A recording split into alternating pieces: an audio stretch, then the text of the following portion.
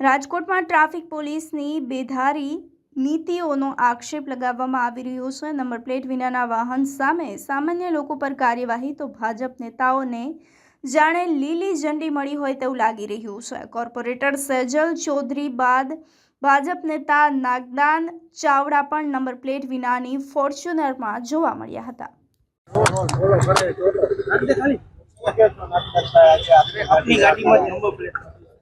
Number plate એવું ગઈકાલે છે ને અમે જે મેટ્રોના જીઆઈડીસી તરફ જતા હતા ત્યાં સામસામી એક ગાડી અથડાઈ ગઈ હતી એટલે પાછળ પણ નંબર પ્લેટમાં ગોબો પડ્યો હતો, આગળ પણ ગોબો પડ્યો હતો।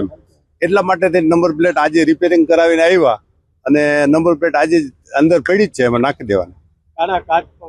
કાળા કાચ તો 0 છે, જે આપણે નેટ જે લગાડી છે એ છે।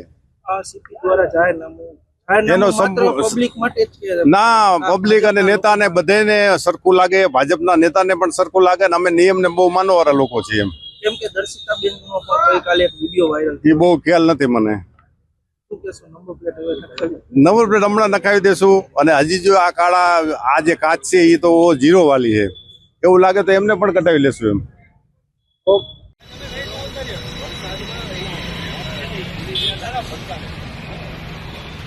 તમે વકીલ સાહેબ